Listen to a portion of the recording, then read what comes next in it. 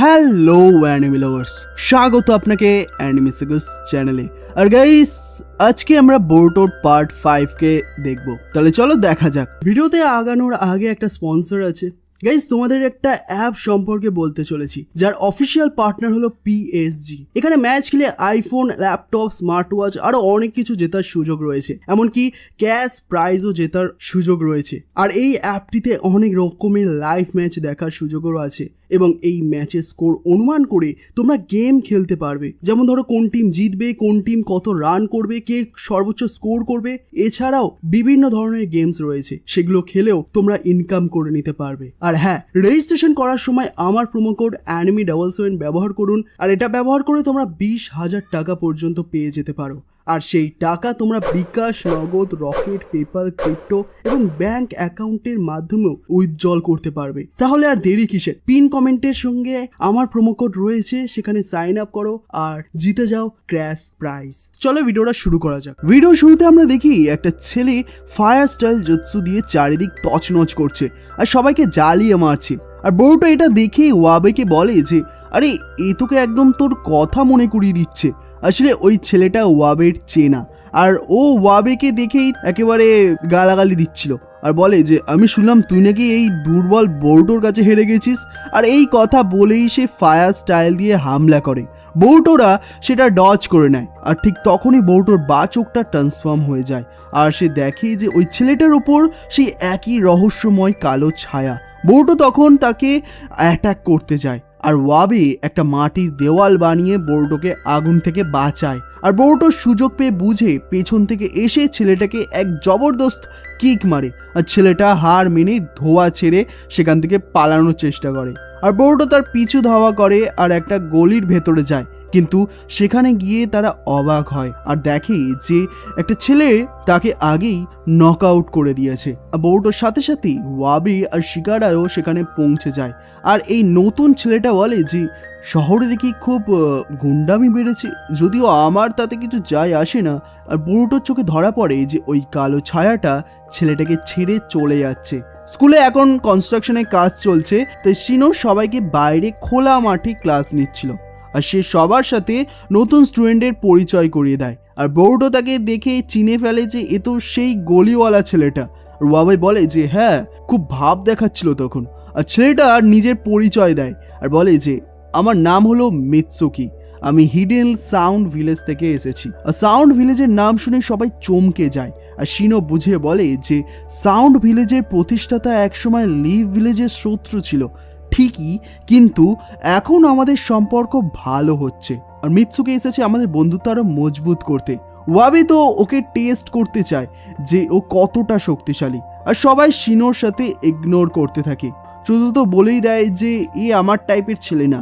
আর মিৎসুকি গিয়ে বোরোটোর পাশে বসে পড়ে আর বোরোটো বলে যে কিছু জানার থাকলে আমায় জিজ্ঞাসা করিস। আর মিৎসুকি হঠাৎ এক আজব প্রশ্ন করে বসে আর বলে যে আচ্ছা, আমাদের ক্লাসরুম নেই কেন? আর সবাই হেসে ওঠে।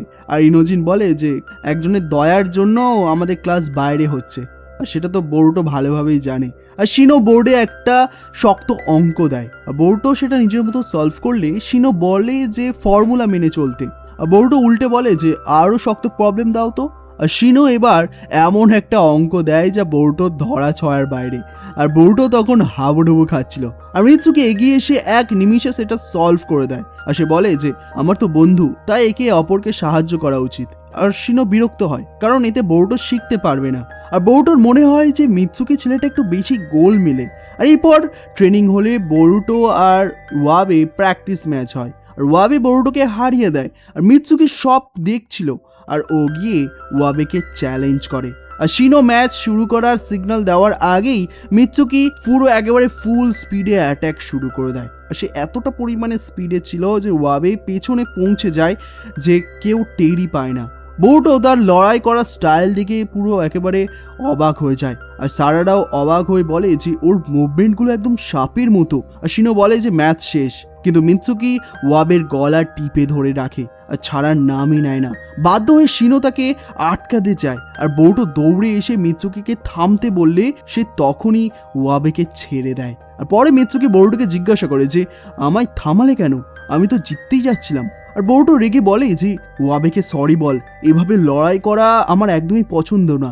আর মিৎসুকি ওয়াবে গলা ছেড়ে দেওয়ার পর বোরোটোকে বলে যে ঠিক আছে, আমি চাই না যে তুই আমায় অপছন্দ করিস। আর এই বলে সে ওয়াবের কাছে সরি বলে। আর বোরোটো মনে মনে ভাবে যে মিৎসুকি শুধু একটু নয়, সে মারাত্মক পরিমাণে অদ্ভুত। আর সিন শেষ হলে আমরা দেখতে পাই যে মিৎসুকি রাতে একা কারোর সাথে কথা বলছে। আর সে বলে যে সব ঠিকঠাকই চলছে, আজ ওর সাথে দেখা হলো, যদিও খুব একটা কথা হয়নি, তবে আমি খুব শীঘ্রই জেনে নেব ও আমার সূর্য কিনা। পরের দিন সিনো এক অদ্ভুত সাজগোজ করে স্কুলে আসে আর চারিদিকে খাবারের টেবিল সাজানো থাকে। আর মিৎসুকির জন্য সে একটা সারপ্রাইজ ওয়েলকাম পার্টির আয়োজন করেছিল। আর শিকাডাই আর বোরোটো তো অবাক। আর শিনো মিৎসুকির সবার সাথে মেশার সুযোগ করে দেয়। আর মেটালি মিৎসুকির কাছে ওর স্কিল সম্পর্কে জানতে চাইলে মিৎসুকি জানায় যে ও উইন্ড স্টাইল আর লাইটিং স্টাইল জুৎসু জানে। আর পার্টিতে শিনো সবাইকে উপহার হিসেবে কিছু টেডি বিয়ার দেয়। আর এক মেয়ে টেডি বিয়ারটা ধরতে গেলে শিনো বারণ করে, কিন্তু ততক্ষণে দেরি হয়ে যায়। আর বিয়ারের ভেতর থেকে শিনোর পোষা পোকা বেরিয়ে আসে। আর চারিদিকে পোকা দেখে সবাই চিৎকার শুরু করে দেয়। আর ডঙ্কি মিৎসুকে বলে যে কিছু একটা করতে, কিন্তু মিৎসুকি তখন উইন্ড স্টাইল জুৎসুর ব্যবহার করে এবং সব পোকা উড়িয়ে দেয়। কিন্তু তার জুৎসু এতটা পরিমাণে শক্তিশালী ছিল যে পোকার সাথে সাথে পুরো খাবারের টেবিল সাজগোজ সব উড়ে যায়। এমনকি পাশের কনস্ট্রাকশন সাইট ওর কাজও পুরো একেবারে পণ্ড হয়ে যায়। পার্টি বরবাদ হওয়ায় শিনো খুব মন মরা হয়ে ওখান থেকে চলে যায়। আর শিকাডাই বলে যে আমাদের সেন্সের কাছে ক্ষমা চাওয়া উচিত। আর ঠিক তখনই বোরোটো একটা অদ্ভুত আওয়াজ শুনতে পায় আর দৌড়ে ওদিকে যায়। বাকিরা ওর পেছনে নেয়। আর ভেতরে দেখা যায় যে একজন কনস্ট্রাকশন ওয়ার্কার পাগল হয়ে তছনছ করছে। আর বোরোটোর ওর চোখে সেই কালো ছায়াটা দেখতে পায়। বোরোটো হঠাৎ পাশে তাকিয়ে দেখে যে মিৎসুকি ওখানে আগে থেকেই বসে আছে। আর মিৎসুকি বলে যে তুমিও কি ওটা দেখতে পাচ্ছ? তো শিকাডাই এটা শুনে মিৎসুকির উপর সন্দেহ করতে শুরু করে। আর এরপর সারাডাও ভেতরে আসে লড়াই করতে। আর সারাডা লোকটাকে ব্যস্ত রাখে। আর শিকাডাই তার শ্যাডো প্যারালাইসিস দিয়ে তাকে আটকে দেয়। আর ওয়াবি লোকটাকে নক আউট করার জন্য চেষ্টা করে, কিন্তু লোকটা আবার উঠে দাঁড়ায়। আর বোরোটো তার উপর থেকে ঝাঁপ দিয়ে লোকটাকে জাপটে ধরে, কিন্তু দুজনেই নিচে পড়ে যেতে থাকে। আর ঠিক সেই মুহূর্তে মিৎসুকি তার উইন্ড স্টাইল দিয়ে তাদের দুজনকে বাঁচিয়ে নেয়। বোরোটো দেখে যে ওই কালো ছায়াটা চলে গেছে। আর সে মিৎসুকিকে বলে যে আজ থেকে আমরা একসাথে কাজ করব। আর মিৎসুকি খুবই খুশি হয়ে রাজি হয়। ওদিকে শিনো খুব ভেঙে পড়েছিল। আর সে প্রিন্সিপালের কাছে গিয়ে ক্ষমা চায় যে সে ক্লাস সামলাতে পারছে না। আর প্রিন্সিপাল বলে যে প্রয়োজনে তুমি অন্য কাউকে দায়িত্ব দিতে পারো। আর শিনো বাইরে এসে যখন ডিপ্রেশনে ভুগছিল, ঠিক তখনই সেই রহস্যময় কালো ছায়া তার ওপর চলে আসে। আর শিনোর মেজাজ একেবারে পাল্টে যায়। শেষ সিনে দেখা যায় যে বোরোটো শিকাদাই আর মিৎসুকিকে শিনো জঙ্গলে ডেকে পাঠিয়েছিল। আর শিনোর ভয়ঙ্কর রূপ দেখে তারা তিনজন একেবারে ভয় পেয়ে যায়। আর শিনো বলে যে আজ আমি তোদের জীবনের সব থেকে বড় পরীক্ষা নেব। আর বন্ধুরা, এখানেই এই এপিসোডটা শেষ হয়ে যায়। তো বন্ধুরা, শিনো কি এবার বোরোটোর ওপর কোনো বড় হামলা করবে?